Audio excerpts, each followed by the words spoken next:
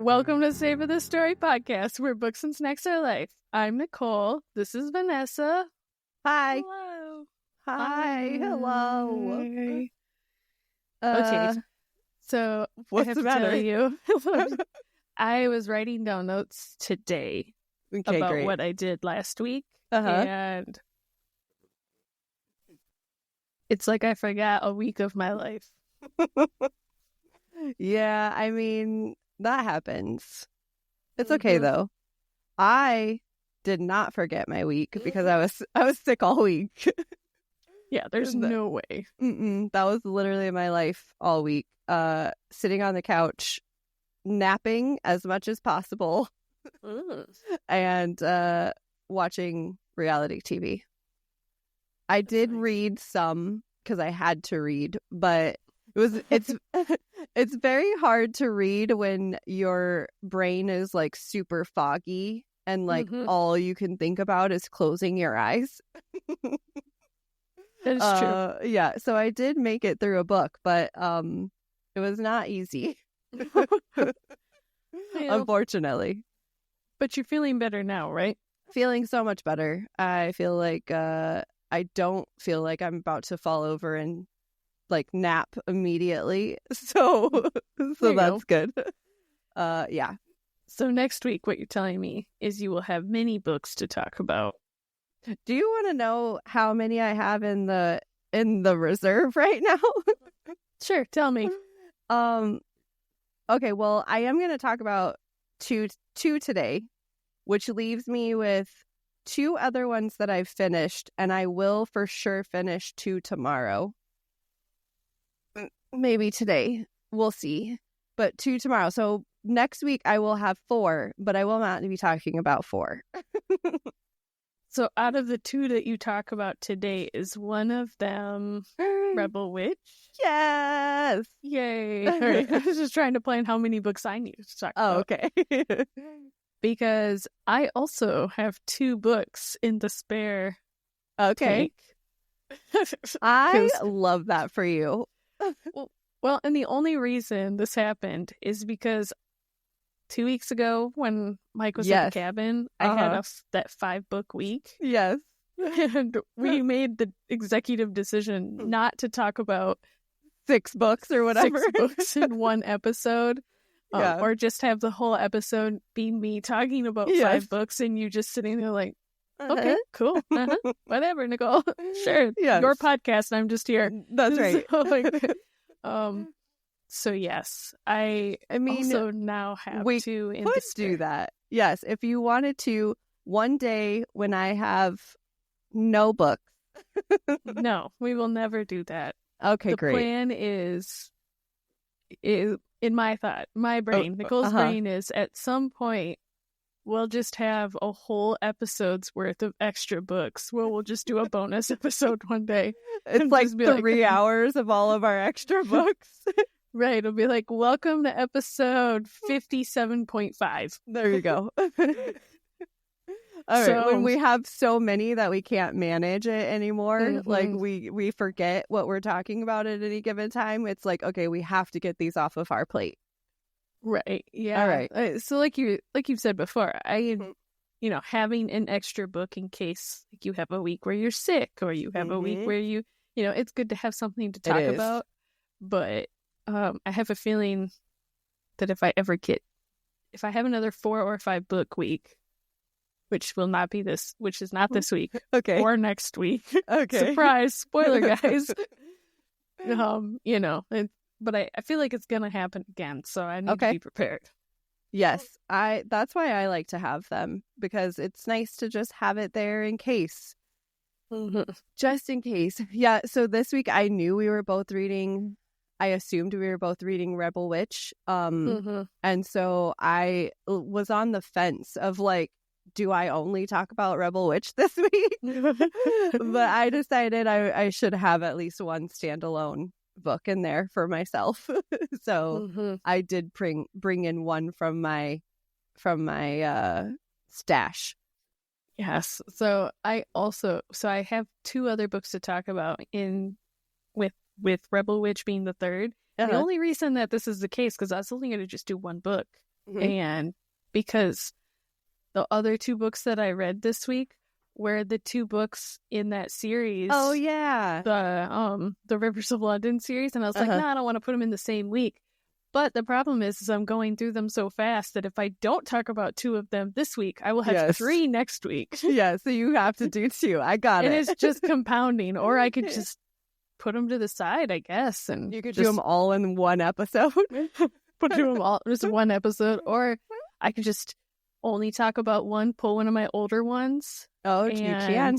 Just take this series out. Forever. Yes, you could. 6 more weeks. Yes. I do like the idea of putting 2 together today. So, okay, but I will allow I'll you. Leave it as is. Okay, I was going to say you could make a game time decision if you so choose. But I do have. Last week, I remember I told you that I had 2 thrilleries, right? Because I was like, I'm going to move into fantasy, but I still have these 2 thrilleries that I want to talk about, but I want to talk about them together. So I've kind of been moving them together along. So my plan was to do that next episode because this one was going to be Rebel Witch. But then I'm reading one right now that I will for sure finish tomorrow, and it's being pulled to the front. I have to talk about it next episode. So my 2 thrilleries are getting pushed again.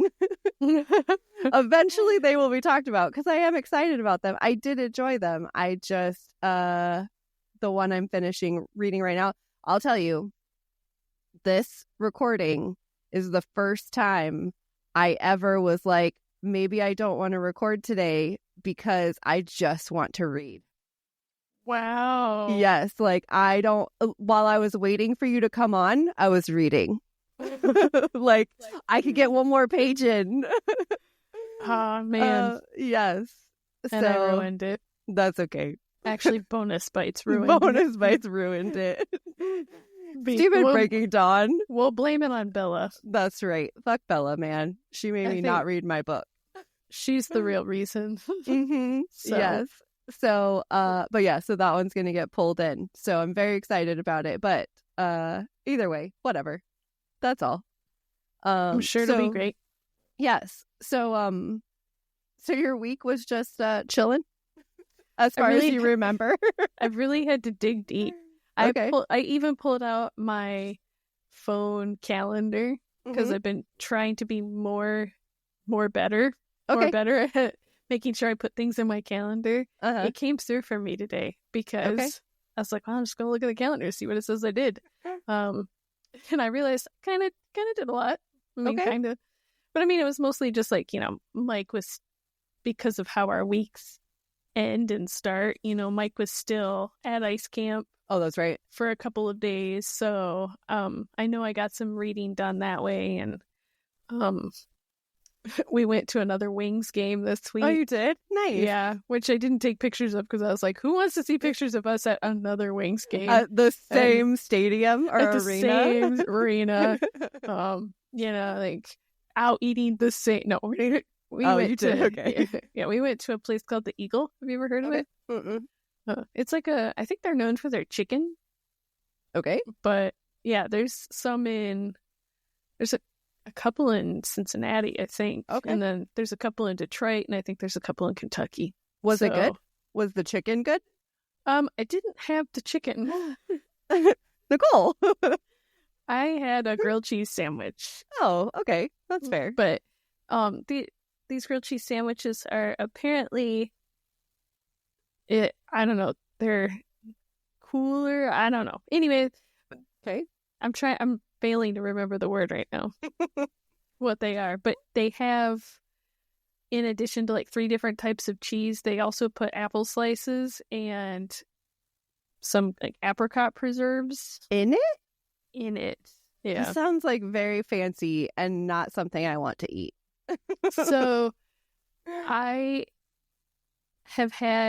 we've had the Eagle, I think, at a different location. Okay. And Ethan my son got that sandwich, and it was really good. I took a bite and it was really, really great. But this location, I got the sandwich and it was not as good. Oh no. Something about like the other place like thick cut the apples, so like when you took a bite, it's like big crunch and stuff like that. This place they like thin cut them, so they were just kind of like like little limp pieces of apple. I love picturing the apple like this. Yeah, for those of you who can't see, it's just limp little pieces of apple. But I don't know. Okay. But I know I sent you a bunch of texts. So super excited. I bought Sturgill Simpson tickets this last week. I forgot about that. Yeah, me too. Until I like went back in my calendar because I had put a reminder. Oh yes, to buy the tickets. Yeah, so and I when did. Is the show? It's in May. Oh, it's not that far.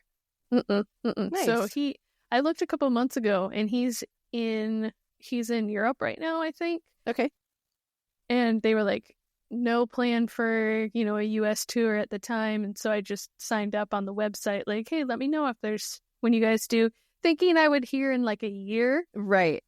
And then like 3 weeks later, they were like, guess what? There's going to be a tour. And so I went and looked. And there's only one in anywhere in Michigan. So there's only one concert. So I was like, well, I guess that's the one. Yeah, right. Yeah. So I signed up for pre-sale, and that's what I had to put into my phone, was getting into the pre-sale line. I have never done that before. Oh, it Was, fun.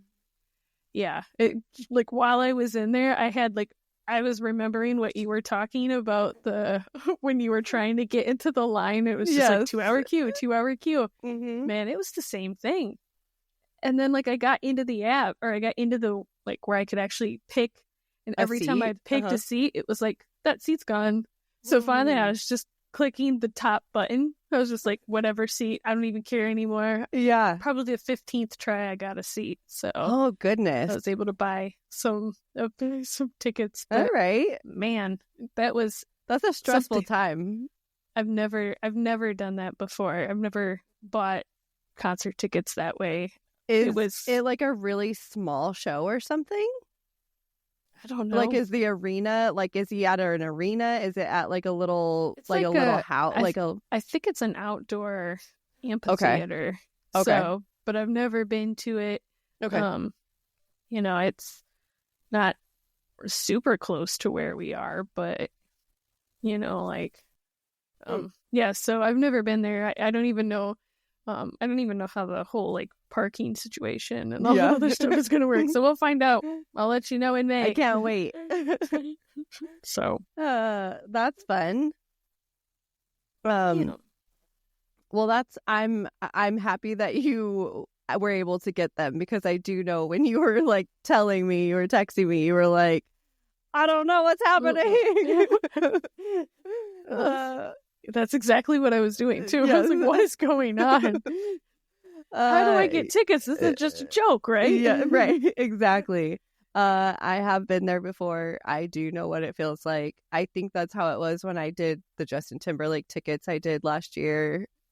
I'm pretty sure it was the same when we bought Kelly Clarkson tickets. Like, this is how it goes with the pre-sales and the trying to beat people to seats and stuff. It's such a stressful situation when you're trying to buy to any event. I always, especially if it's a place that I haven't been to before, because I'm like, does this seat suck? Am I going to be able to see? Is there going to be something in the way? Is like the literal like video monitor going to be right in front of me? Like, it's such a stressful thing. Yeah. I was trying to be cognizant of stuff like that, but like, so I was like zooming in on like the little to the pavilions, and I would zoom in on like, oh, I want on the aisle, and I'd click it and it would be gone. So finally, like after 3 or 4 tries, like I was saying, I was just like, whatever, best option. And the ticket prices went from, while just sitting there trying to get one, they had like, I was thinking like $60 tickets, because like I was like, I don't want to spend too much money on these tickets. Yeah. By the time I was able to finally reserve to temporarily do that, that temporary freeze, the tickets were up to like $180. Oh my gosh. So I was like, well, a bit more than I wanted to spend. Happy birthday, happy anniversary, happy right. All happy of the everything. happies. Yes, exactly. Oh, what fun for you. Well, how exciting. Yeah, I don't have anything to share with you other than I was sick.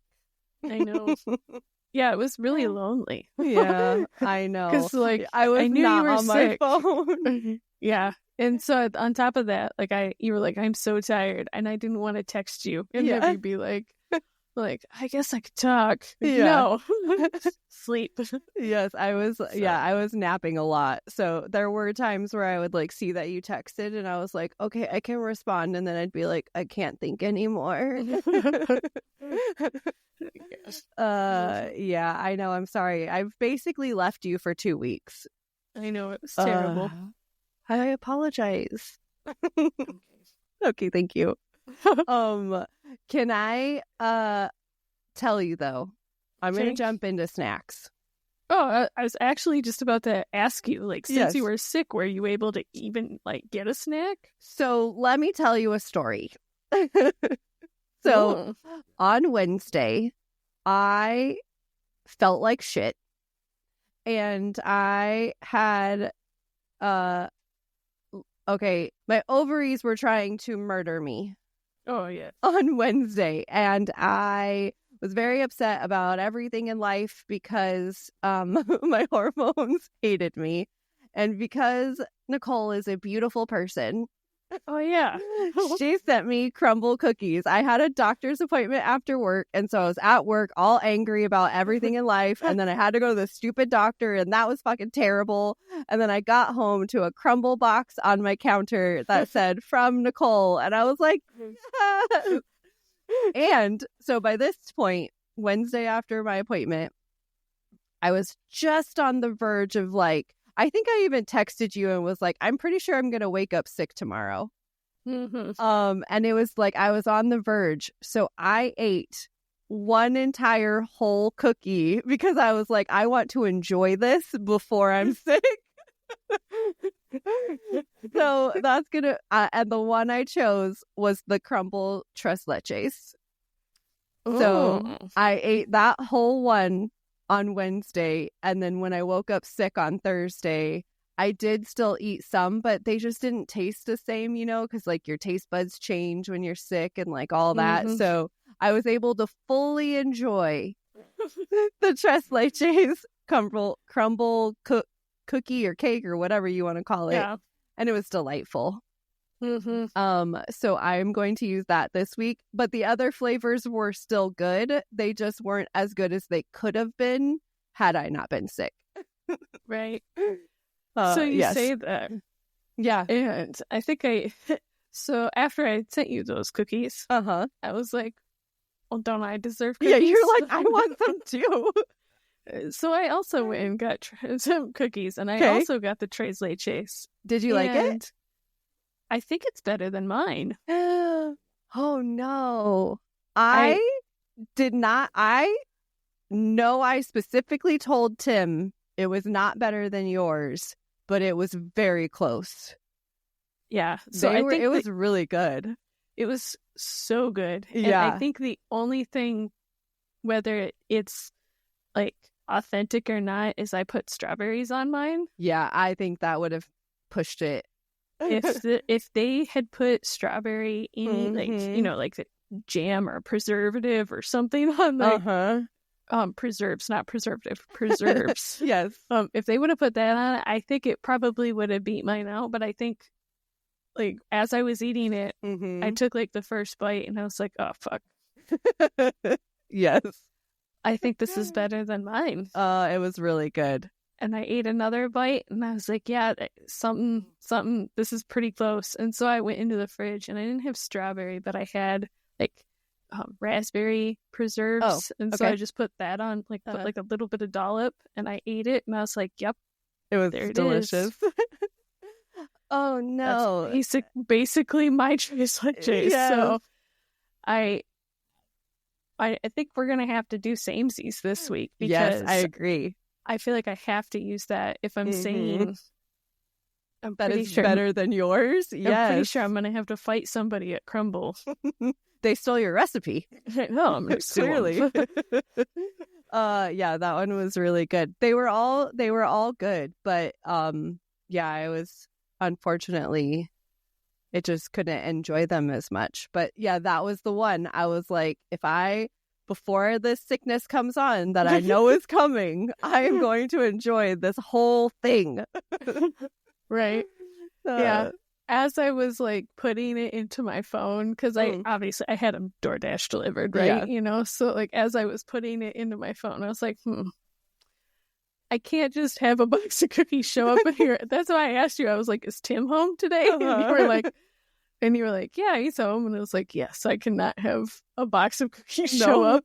Like, with no warning. Like, no parental oversight. So I even messaged Tim on the side and I was like, I'm having cookies delivered. Please do not eat. And he was like, yeah. It was funny. As soon as I got home, I was in the kitchen. I heard him in a meeting, and then within 5 or 10 minutes of me being home, he got off the meeting, and he just walked into the kitchen and he looked at me and he was like, "Did you see it? Did you see it?" And I was like, "Yes, I saw it." And he was like, I had to give an oath to Nicole that I would not eat them. And he didn't even open it because he was like, you will be able to see it had a little sticker on it. And he was like, I knew you'd be able to tell. So he was like, I didn't even open them. So as soon as he walked in the kitchen, he's like, did you open it? Can you open it? What are they? What are they? Which ones are they? Yeah. So I did end up sharing with him, but he only ate what I said he could eat. He did not eat any more than that. He was like, I'm afraid of the wrath of Nicole. Yes. So yes, you put the fear in him and he did not touch them. Maybe I'll get him a cookie for his birthday. I'll have one great. delivered just for him. He will enjoy that. It'll be his post-race also birthday cookie. Yes. Agreed. Great. He can't wait already. I can tell. Okay. Are we ready for books or are we Okay. Okay. You tell me things, but don't tell me Rebel Witch yet. Okay. Well, I'll do my 2 Rivers of London book. Okay. All right. So I'll try to go through them quick. I didn't put a huge amount of detail. Okay. So, but the 4th book in the Rivers of London series is called Broken Homes. Okay. Still by Ben Aaronovitch. You're only on 4? Why do I feel like you've talked about so many of them? I'm past 4 now, but I'm only speaking. Yes. Yeah. Okay. All right. Yeah. I feel like, because it's been this is the 4th week I've talked about these books. Mm-hmm. So that's why I was like, I feel like I have to start combining them just so we just don't continue for months. 4 months of the same book series. Welcome to 2026. Right. So, for those of you who haven't heard, if there's any new listeners, this is a police procedural, paranormal fantasy. I listen to it. I refuse to read it. Okay. Because the narrator is so good. I love the narrator. He is so good. I love his voice, and he does such a great job. Good. So, all right. So, 4th book, Peter, Grant, and all the others in the Folly have their hands full with some new cases. So they're still on the lookout for the faceless man. And they're also trying to learn more magic and, just stuff like that. So the caseload includes a possible serial killer. Okay. A stolen grimoire. And a man who walks in front of a tube train and is killed, which may or may not be a suicide. So it sounds like it's not. So this puts Peter and Leslie on a stakeout. They end up going through all these things. They end up on a stakeout in a housing estate. And this is where they're trying to piece together how all of these relate to each other, and how do all of these relate to the Faceless Man. Okay. So, triggers. Okay. There is much murder. Much murder. Much murder. And like I mentioned earlier, there is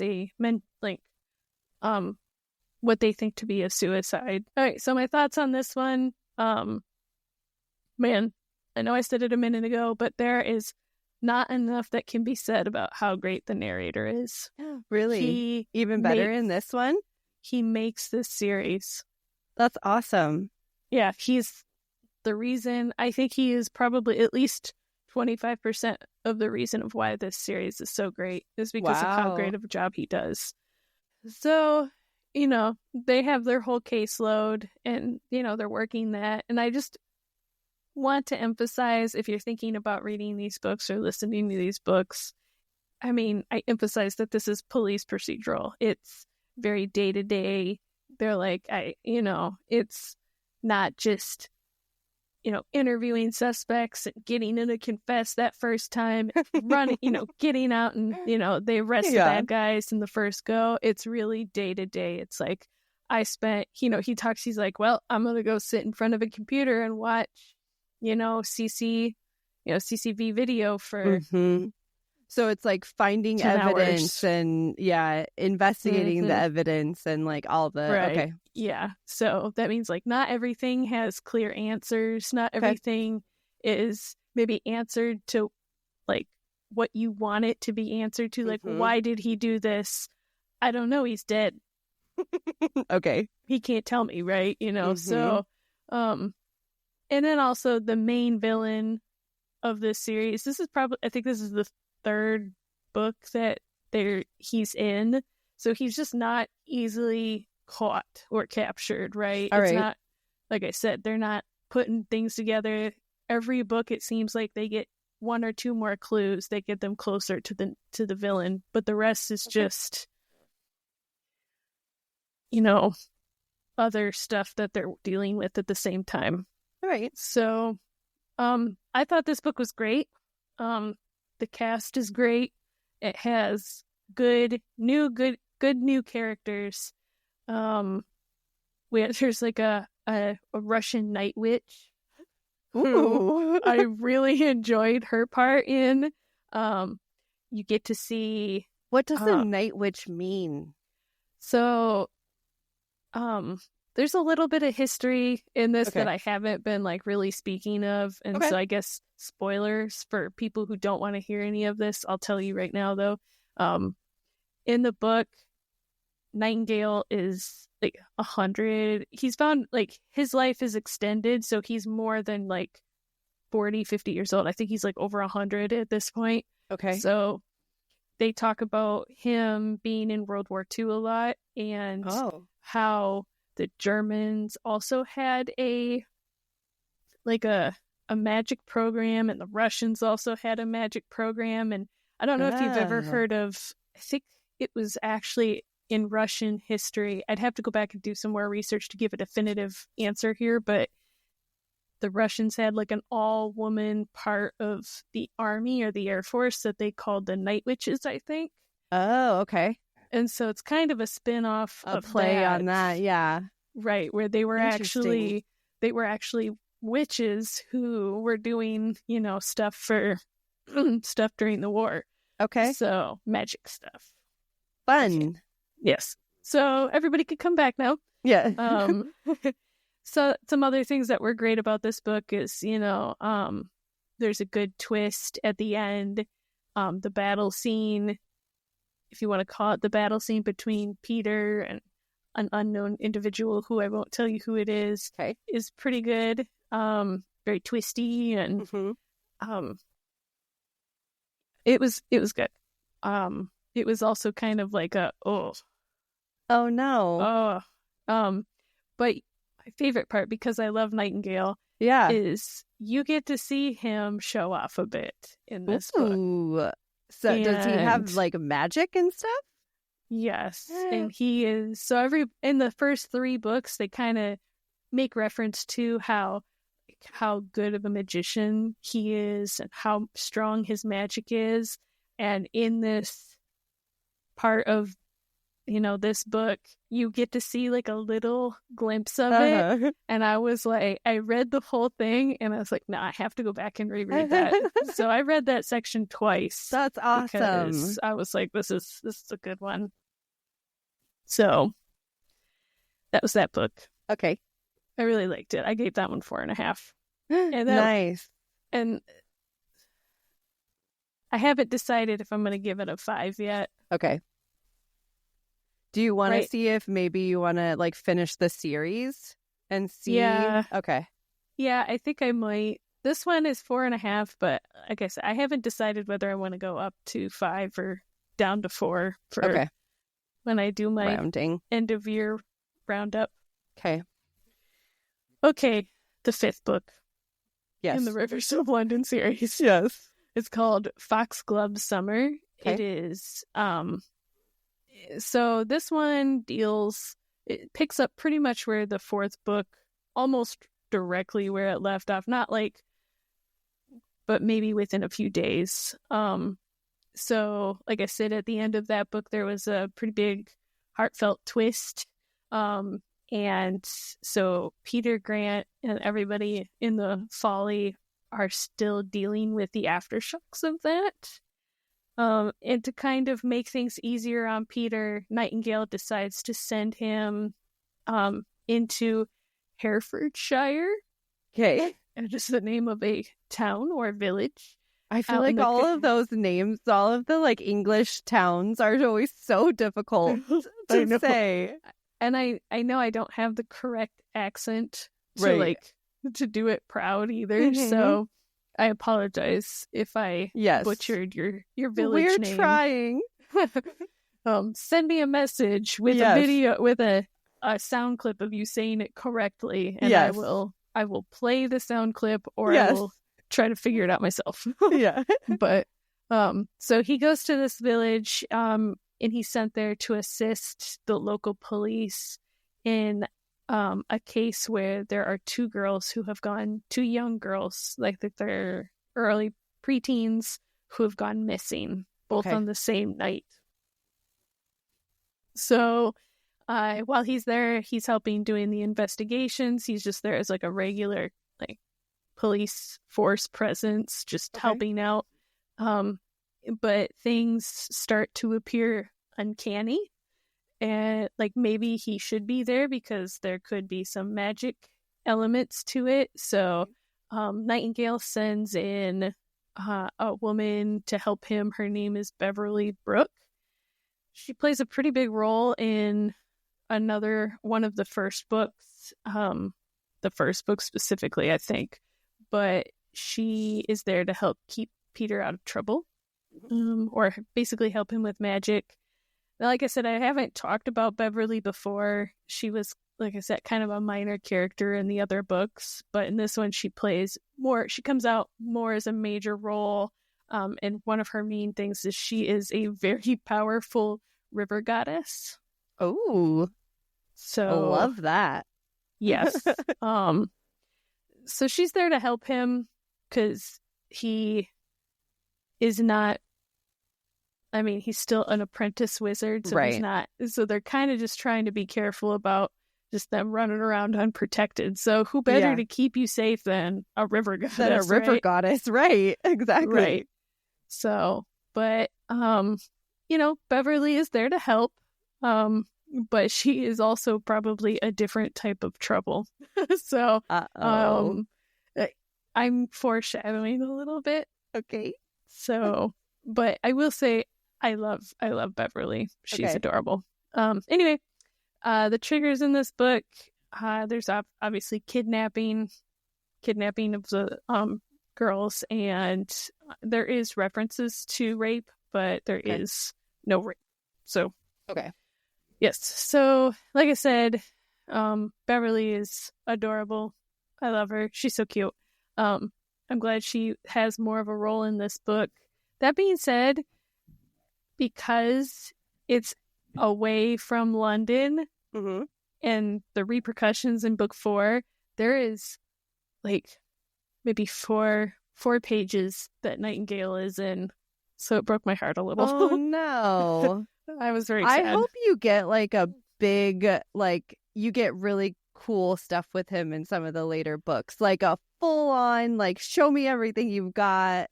Like, yeah. Yes, me too. I hope so too. Yeah.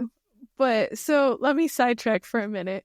When I was listening to this book, I just went ahead and bought like 5 extra credits or something because I was like, I'm just gonna buy all the books now, right? So that way, 'cause I know I'm gonna read them all or listen to them all. Well, I made the mistake of reading number 6, the book 6 description on Audible, and it says Peter Grant, England's last wizard.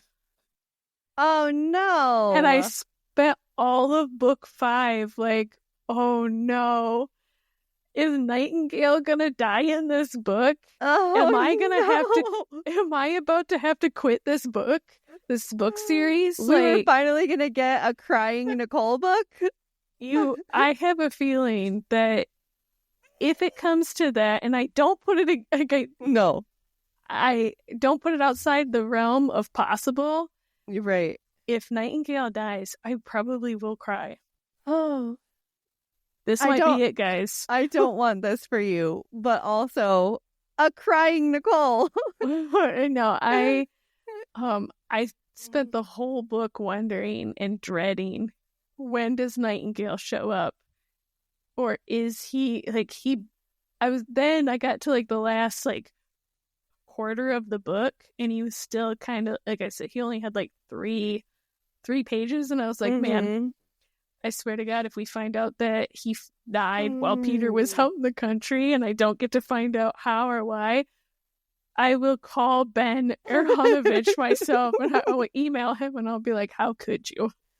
So, yes, I feel like he's a big enough character that he deserves more than that. Yes, like if he does die, you will get like the whole kit and caboodle. He will go out in glory. Yes, exactly. But I don't want it to happen. No, I don't want him to die either. Now that I've read that and it got put into my brain that it was even a possibility, because before that it wasn't even in my head as a possible thing that could happen. Like if it would have happened, that would have been like a full surprise gotcha moment for me, because I would have been like, so have you even started 6 yet? Oh no. Okay. But because I finished 5. Yeah. Oh yes, I have finished. I have started 6. Have I finished 6? Oh yeah, I've finished 6. Okay. Where am I? So I know that that's not true, because I went into I had to know when I got to I went into Goodreads and I looked at what the description in there said, and it was for number 7, and it was like, oh, everybody in the Folly, Nightingale, and blah blah blah, and I was like, oh, whew, great. Whew. Oh no! So, I'm so nervous for you. I know. I got to like the last 70 pages, and that's when I went to look, because I was like, there's no way that they're gonna bring Nightingale in the last 70 pages and have him get murdered. Right. Like, that's just not gonna happen. So oh gosh. So he lives through this book, guys. It's all okay. Okay, good. But yeah, so I guess the biggest takeaway with this book I have is it was still a great story. Because like I said, I still like the characters. I like Beverly, and we meet a few more characters that are cute, and everybody is pretty well developed, has a good personality. But this book was definitely a recovery book, if that makes sense. Okay. Broken homes took you up to like a height, and then if you can't just start there and continue to run with it, right? Like they had to come down and they have to reset the playing field. So that's what this book was. Okay. I normally don't like that in a but there was a couple spots where it twists and piques your interests. just to keep you going through the whole thing. But this wasn't my favorite of the books. I'm still going to give it a 4, but it's not my favorite out of. Also, I feel like if he knew that it was going to be a 10-book series, it makes sense that this as book 5 would kind of be like a reset, like a let's give you another jumping point for the rest of the story and like all that kind of stuff. It can't, like you said, it literally, you can't start at the top of the mountain and then just have continue for 5 and have books. 5 more books. Right, exactly. So I definitely feel it makes sense, especially if he knew how long the series was going to be. So right. Yeah. We'll allow it. Yes. So okay. So those are my two other books that I have. And I am ready to speak of Rebel Witch if you Okay. I am ready. All right. So our shared book this week. Yes. I'm very excited because this is our first non-bonus bite. So, I know. This is crazy. Yeah. So, okay. So, this is going to be weird, guys. So, we so go with Rebel us. Witch. Yeah. Kristen Ciccarelli. Is that how we say her name? I think so. Yeah. So, I read this as a physical. I did on Kindle. Okay. And this is of the genre fantasy. Mm-hmm.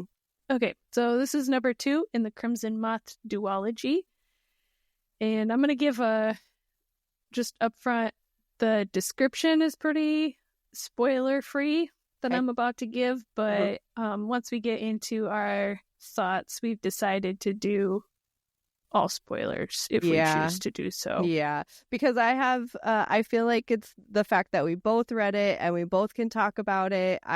We can give our review if we want, just kind of mildly, but I got spoilies, so. Yeah, okay, so yes. Okay. We're doing spoilers. I'll make sure. No, I'll make sure I put it in the description with the timestamp showing when the spoilers will start. Okay. So if you guys read book 1, you know that at the end of that book, Crescinda has now come back. And she is planning her comeback to be the new queen. You call her Crescinda? Is that not what we're supposed to call her? She doesn't have an N in her name. She doesn't? No. I think it's Cressida. Here's my book. Hold on. I can look it up on my phone real fast because I have it on the Kindle.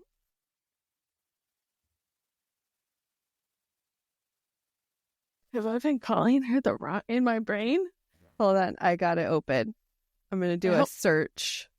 I hope my brain just added an A or an N. Yeah, Cressida. Oh my gosh, I even wrote it with an N. Oh my gosh, guys. So this is a perfect example of whatever is in my brain. My brain added an N. Yeah, it's fine. And I was going to let it go, but then I was like, I feel like you clearly said an N. All right. So how do I pronounce her name? I don't know. I said Cressida. Cressida? That's what I called her. Cressida, the witch, is planning her comeback. That's right. So she's going to come back with an N in her name. Great. But yeah, so she is trying to come back and reinstate herself as queen, right? So her and Rune and a whole bunch of other witches in the last book have made their escape from the island. They went to another country, which I can't remember that country's name, not that it's important, but the king there has agreed that he will help them put Cressida back in power. But to do that, they need Rune's help. So okay, so this is where Gideon finds her. And he has one last chance to capture the Crimson Moth, or he will be, I think, hanged as a traitor. Some kind of punishment for being a traitor. So, but not all plans are the best plans. And after both Rune and Gideon face some hard truths, they have to, they end up forming a very tender alliance, with both of them planning to betray the other. And, but all this time together causes them to question their loyalties and how there is always a third option to get what they want. Unfortunately, it's also the hardest option. Dun, dun, dun. So maybe that was kind of spoilery. I don't know. I'll just put a note in. I'll just put it in there saying all spoilers. Spoiler. Yes. Right. Yeah. So before we start, I think I put some triggers in there of obviously torture. Yeah. Is spoken of frequently. There is murder and death and rape. And that's all I wrote down. That's all I could remember. Yeah, I think that sounds right. Yeah. Okay. All right. So what did you think overall? First, before we do regular thoughts, what did you think overall of the book? I did not like it. I wondered. I will tell you all the reasons why when we get to it, but I'm very sad because if any of you have been around, if you listen to our end of year episode, Heartless Hunter was my number one book of 2024. And I'm very sad. Yeah, I like it wasn't the worst, but it's definitely not. I didn't love it. I was mostly bored. Yeah, so this book I felt was a very middle of the road book. And when I finished it, it took all of my willpower to not text you right away and be like, what was this? What the what? What the what is right? So yeah. So you felt the same. It was just same. Like okay. Yeah, it was. I mean, I never got to the point where I was like, I'm gonna DNF this book. Right? No. I never got there either. Yeah. Like the whole time I was reading it, I was like, okay, yep. But there was nothing in this book that like surprised me. There were no twists that I wasn't like, oh, didn't see that coming. Yeah, I was gonna, even the twists that we did have were like super predictable. Yeah. Okay, we're going full. We're just gonna jump in. Everybody, are you ready? There's full spoilers. Okay, full spoilers. All right. First of all, the miscommunication trope was like on max level, max fucking level, and I was so done. So I wrote down, I made a note at 24%, so whatever page that was in, but in the Kindle, I was at 24%, and I wrote, this is just one big miscommunication trope, and I'm over it. Like, a quarter of the book, and I'm, what the fuck is happening?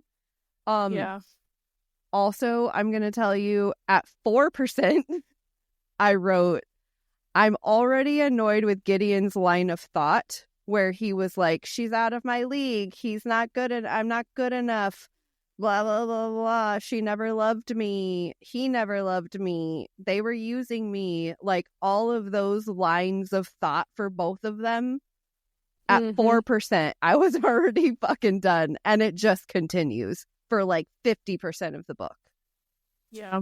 You don't actually come out of that until, like you were saying, a little over halfway of the book, and then Gideon all of a sudden like flips a switch and he's like, you know what, I can accept this. And and then I think at that point, once he like flips that switch and he's like, then I actually kind of start to like him. Yeah, I end up really enjoying Gideon. Like, I do like him, but listening to them complain for however long, like 50 whatever % of the book about how, so one of the things, another thing I wrote down, so even at 34% is when she literally tells him, I would have married you if you had just asked me. Mm-hmm. It still takes like 6 more chapters before they trust each other. Like during all of that time, from 35% where she's like, I would have married you, to like 50%, they're still like, we're going to work together, but I'm going to betray them. Mm-hmm. It was, what? Yes. Yeah. And then like the throwing in there of, on the boat with the guy, the spy or whatever. The spy, like then there's the jealousy aspect with, because then that other girl, like Gideon's old girlfriend or whatever, is like on that boat, happens to be on that boat too, so it's just like, in addition to like the miscommunication, there's also like jealousy thrown in, and and then but then it's always followed up with like, but I don't care who they touch. It's like, oh, I can't believe he's talking to her, but I don't care if he touches her. It's always like this, like they're trying to talk themselves into it, and it's so frustrating. Yeah. Yeah. Okay, so I was gonna wait to bring up this part, but I'm just gonna talk about it. So ultimately I like Gideon and Rune, right? I liked him. Like we said, I ended up on board. They sleep together in the first book. Yes. And then the whole Rebel Witch is still enemies to lovers. Like, we're still in this like weird slow burn shit.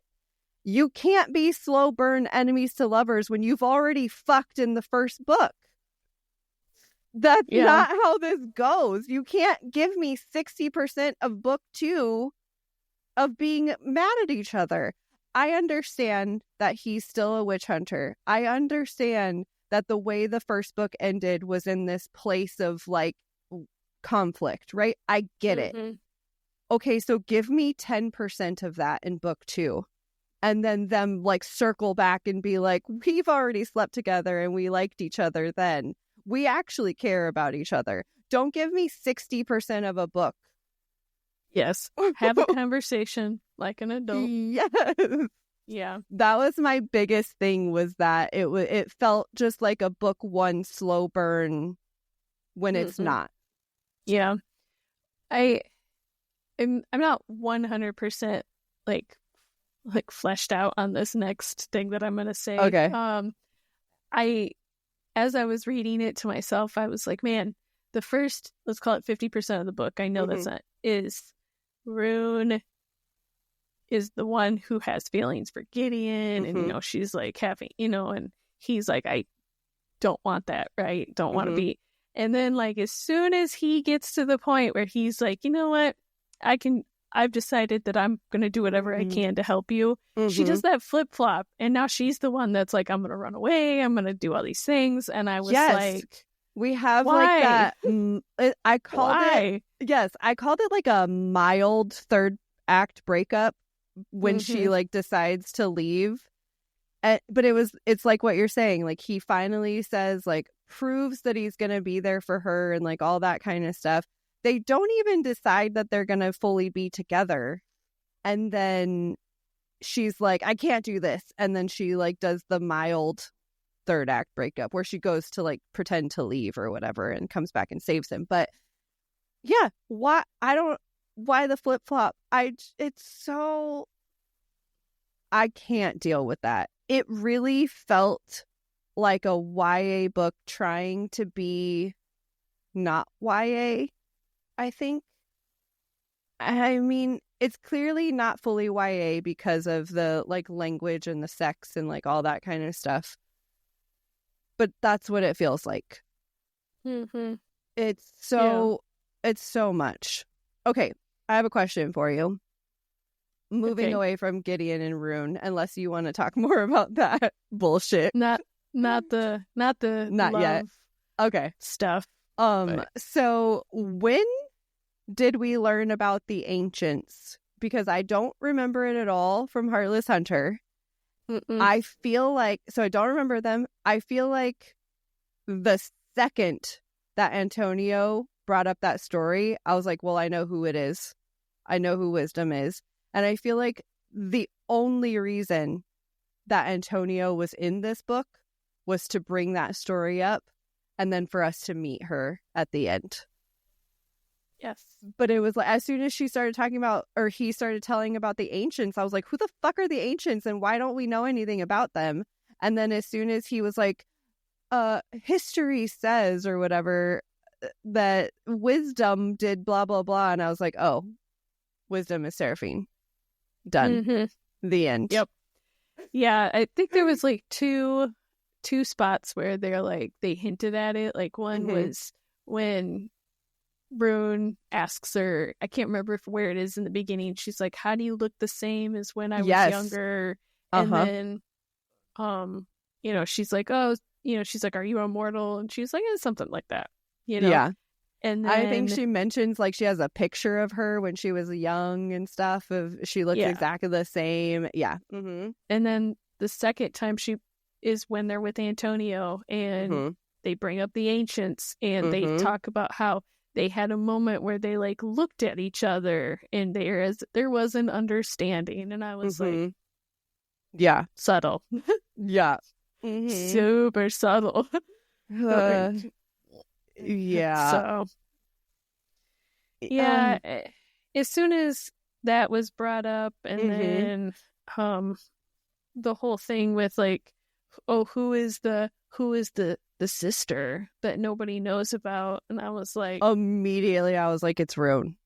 Immediately. Like, no question. There's nobody else. And then on top of that, when Rune wakes up in that circle after doing the summoning spell, and she's like, oh, well, I guess it didn't work. Why did you not? I don't understand. How do you think you just ended up there? She didn't even like give it like a sec. She didn't even like, oh, I must have sleepwalked or whatever, sleepwalking or something. No, she's just like, well, that's weird. I ended up out here. Yeah. Like, did you not read the spell? Exactly. You're just doing spells willy-nilly, Rune? Like, come on. That was, yeah. Yeah, I mean, so disappointed. Yeah, so there was that, and then, but I will say, actually, I don't even know if I can say that, really. Because I was gonna... So because it's hinted at so much throughout the whole book and like what it is, I was happy to get to the end and not have there be any like, surprise, we can do this magical ability. But like you said, there was like a little bit of it where they're introducing new characters and like, like stuff like that, which I get. Yeah. But at the very end, I'm glad there wasn't like, surprise, magic apple, this will save Rune. Right. I do feel like going into that, it was very predictable that Rune was going to be the one who died and then brought back, because we've already knew that was a magical possibility, right? She just had to make a sacrifice and she could bring the sisters back. I knew what they were going to do was kill Cressida to bring Rune back. Immediately as they went out there, I was like, yes. But you're right. I do like that it was already established that magic could happen. Right. It wasn't like a... Seraphine shows up and she's like, I am Wisdom and I can fix this. Yes. Right? Yeah, it wasn't. So. Right. Yeah, exactly. And I also recognize that when you're only doing a duology, it's probably hard to fit all of that in there. Or make it less obvious because you don't have as much time to work with. That's fair.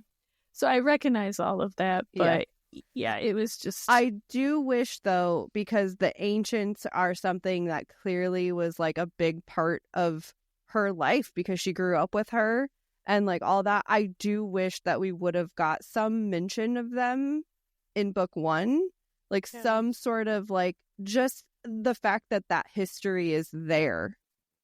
Yeah, I'd be interested to hear from, from Kristen.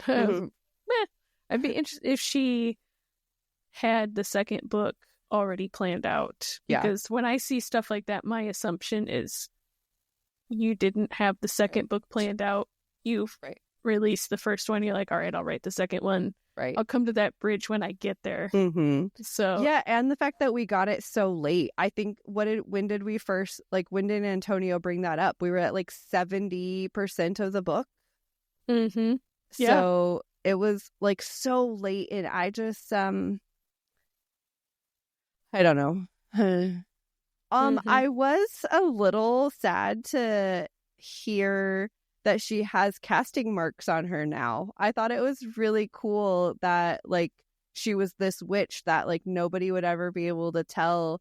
I mean, I do like now that she can like live in the open and show her casting marks and stuff, but I liked that like she was never going to get caught because of that. And then in this one, she was like, I have all these moths going up my leg.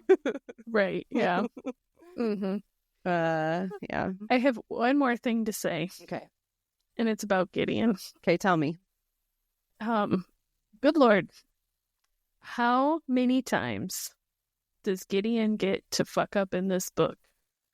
And they just keep giving him free passes. Yes. I agree. Everyone's like, you can't betray us again or we'll kill you. And then they're like, oh, you get one more chance. Yeah. And then somebody's like, I'll help you escape. Yeah. And then like 5 chapters later, it happens again. And he's like, but one more thing. It's but this thing. And but like, I could do this. You know what? We'll believe you this one more time. Uh-huh. I was like, when does this guy when did they finally like torture him, kill him? Right. Exactly. Like, when does this happen? Like, so yeah, he did get very lucky a lot. Yeah. Yeah. Well, sadly it was not what I wanted. I think I ultimately gave it a 3 because it wasn't terrible, but I can't go higher than just straight middle. Yeah, I also recognize that I probably put a little too much of my hope into this book. I think maybe. And I was hoping for something just like nuts. Yeah. And I really should have gone back before I read this book and listened to what I said about book 1, where I was well, in my notes. Oh, in your notes. Sorry, I apologize. Read what I said in my notes about this book. Like, what did I think about this book? And I remember when I took my notes about book 1, I was just kind of like, I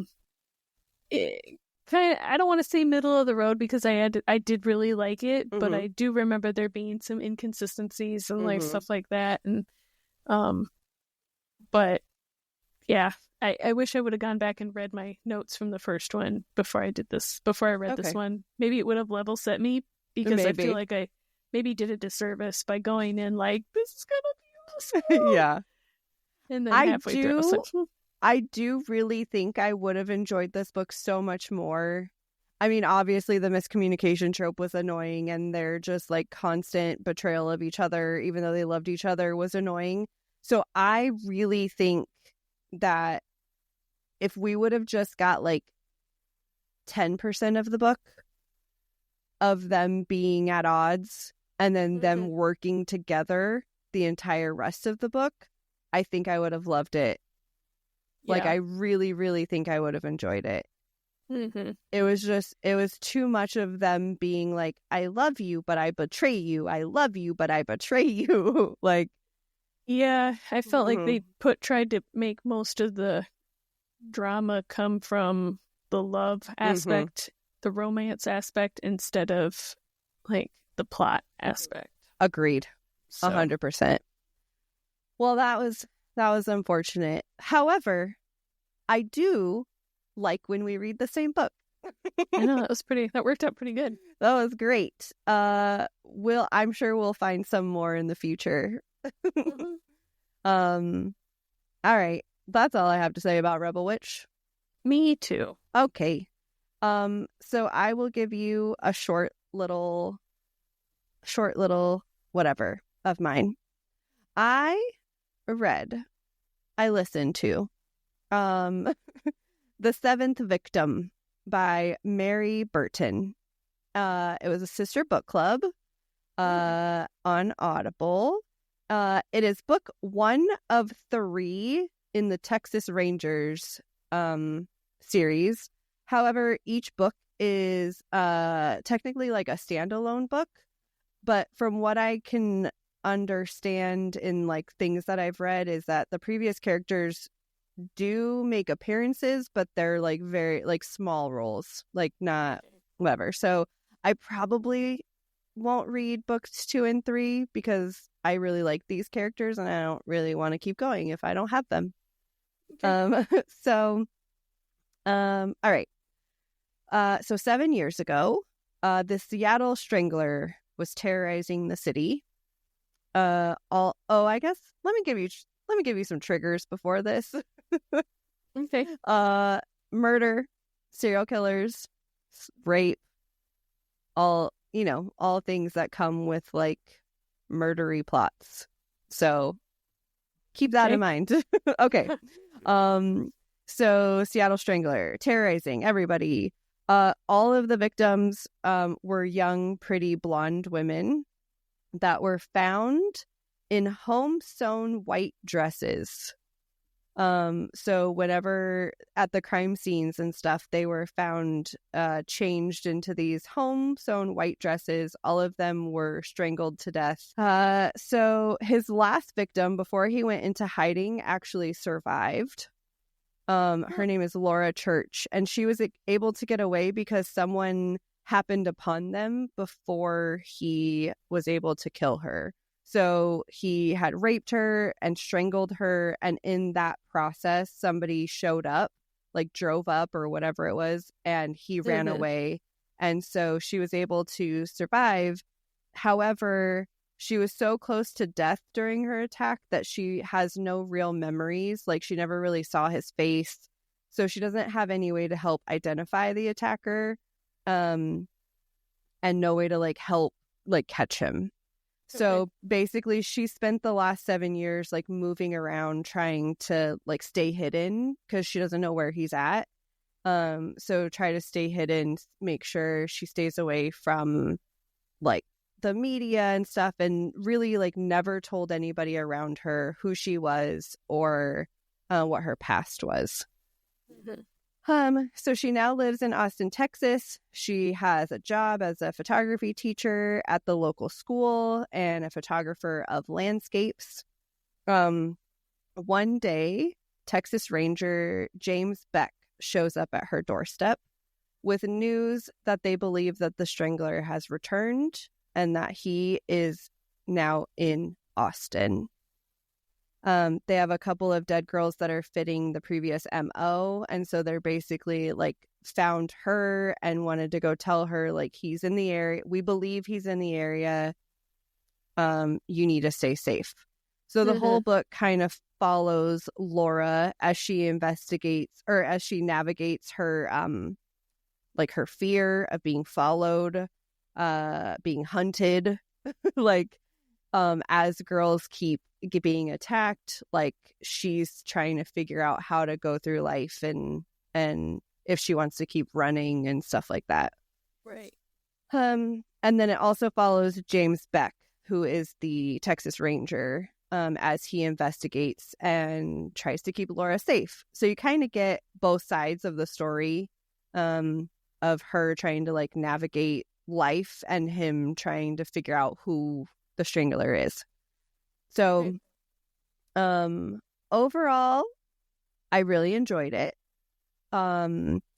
It is different points of view. So for the most part, you get chapters of Laura, you get chapters of Beck, and then you do get a sprinkling of some other characters. So you get like 2 or 3 chapters from an unknown person who is the killer.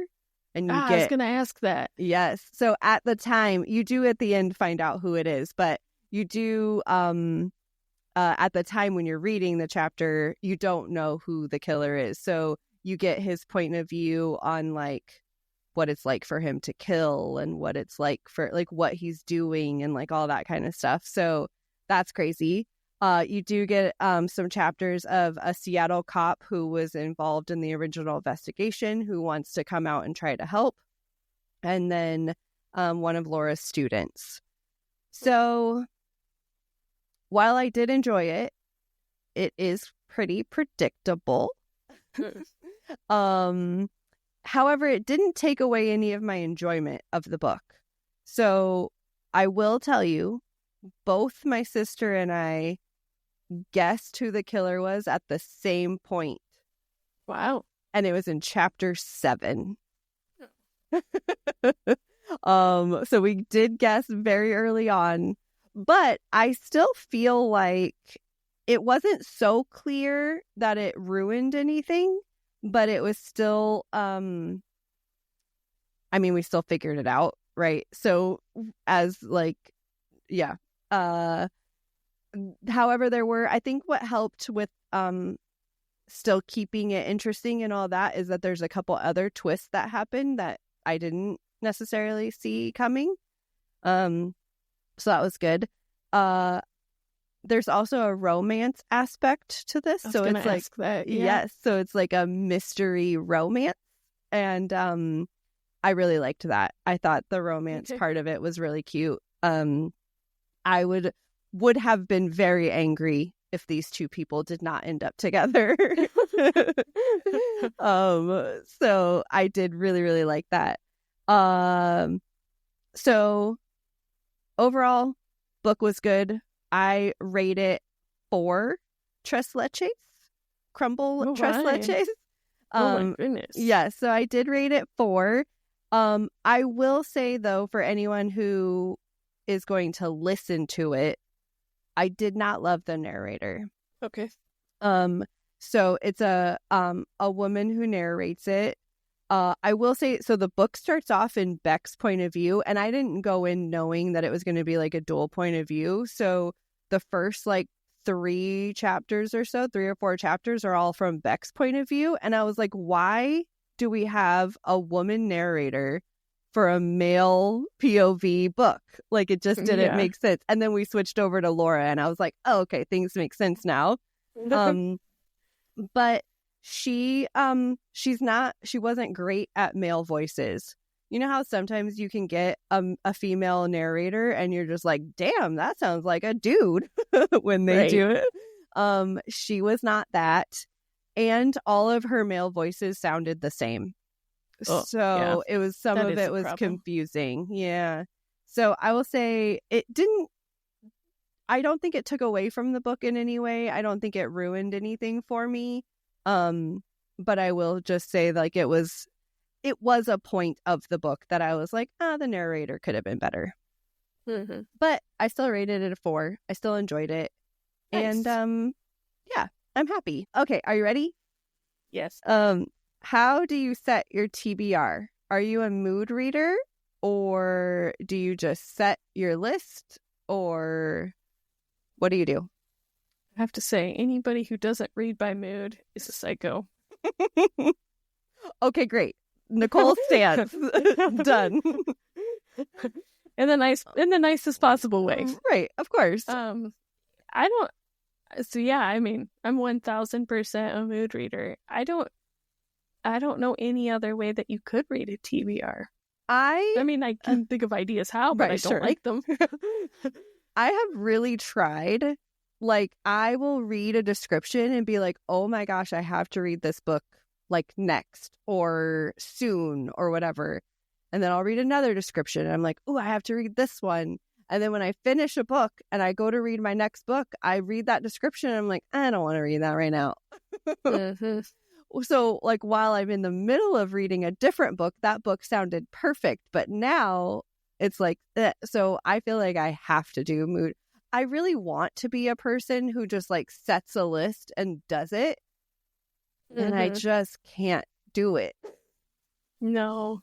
Yeah, exactly like you said. I have no problem DNFing a book. So I feel like I would not be doing service to a book if I just said, all right, I am reading you. And what if I get into that book and I don't like it?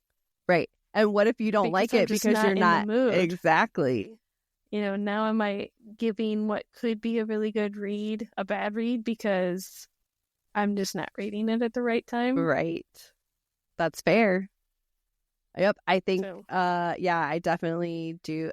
I just want to be a person, though, that doesn't do it like that. Yeah, I'm also afraid that if I do it and I don't like it, I'll try not to DNF it. And so I'll just end up sitting there, like, reading it really slow. You're going to be like Kim, where you're just like 12 books finished this year. Yeah. Yeah, so I think the book that I'm going to talk about next week, I started it because I was like, I have to read it to get it off of my Kindle. Okay. Because it's one of my, like, the Kindle Unlimited. And I almost DNF'd it. And I've gotten into it now, and I'm happy I didn't DNF it. But I was almost there. Oh, no. and it's because really... you made yourself read this one? Yeah. Yeah. So, we'll see. Okay. Well, I would like to know if there are people out there who just set a TBR and follow the TBR, because I want to know, how do you deal with getting into a book that you're just like you're not there for? Yeah, it's too much pressure. It is a lot of pressure. This is why it hasn't worked for me. I know, I can only read so many books in my life, and I want to enjoy them all. Yes, exactly. I want to tell you, I tried this last year. I think I still have it in my notes app. It's ridiculous, because I was like, I'm going to set a full TBR, and I don't know if I have it in here anymore. Dang it. I was like, I'm going to set a full TBR, and then I'm pretty sure I filled, it was in like June of last year or something, and I filled out my to be read for like June, July, August, September. And there was probably a total of like 20 books on this list. Okay. I'm pretty sure to this day, I've read like one of them on that list. It was like the second I wrote it down to be like a for sure TBR, my brain was like, no, you're not reading that shit. Well, even the books at the end of the year that we said, what do we have planned to read next year? I think I've only read one. Right. I know. We said books I have to read. Yes. And I haven't even thought about it. Yeah, unfortunately, I think my brain goes against me when I add it to a TBR. I immediately am like, you're not my mom. You can't tell me what to read. Nobody puts baby in the corner. That's right. So yes, please tell us how you get through it if you set a TBR and read that TBR and you get to a book that you're just not into. Tell us your thoughts, please. Email us. Teach us the way. Yes. Send us something. Put a comment somewhere in the video or the episode. SavorTheStoryPod.com. Go to our website. On the website, you can see all the things about all the episodes. You can send us a message. You can find our favorites on there. You can get so much information there from us. Also, on all of the listening and watching platforms, give us 5 stars, give us thumbs ups, give us comments, give us everything. Yes. Please. I want to know your thoughts. All of them. Okay, that's all. Thank you. Bye. Bye, guys. Get out of here.